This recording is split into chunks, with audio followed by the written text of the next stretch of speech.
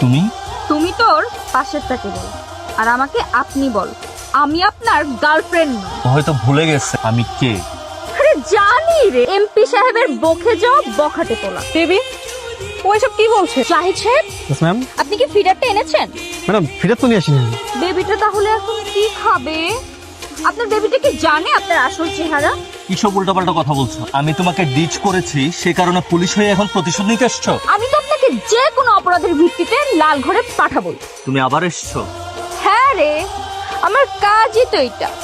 যেইখানেই criminal সেইখানেই আমি।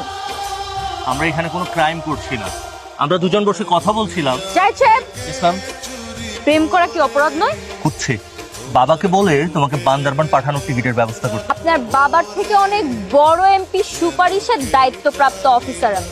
আমাকে হটানো এত সহজ হবে না। বাবা কি কথা বল?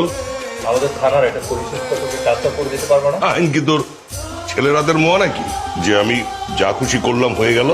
কি ব্যাপার আপনারা আমার বাসায় আপনার গুণধর ছেলেকে অ্যারেস্ট করার জন্য এলাম। কি করেছো? আপনার এই ছেলে সব ধরনের অপকর্মের সাথে জড়িত।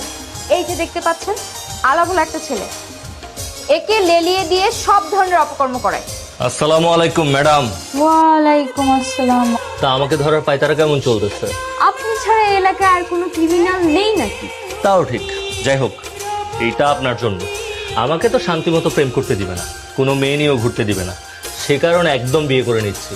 এবার কিভাবে আটকাবে আমাকে? আগামী 22শে শ্রাবণ আমার বিয়ে, চলে এসো। 22শে শ্রাবণ মানে সামনের শুক্রবার? হ্যাঁ, সামনের শুক্রবার। জাহিদ সাহেব আপনিও চলে আসবেন। আপনি অফিসার কেমন লাগে? নিজের এক্স বয়ফ্রেন্ডের বিয়েতে ডিউটি পড়েছে, খুব মজা তাই না? বাবা আমি হিয়াকে বিয়ে করতে পারবো না। রিপন সাহেব, ওনাকে অ্যারেস্ট করুন, হ্যান্ডকাপ করুন।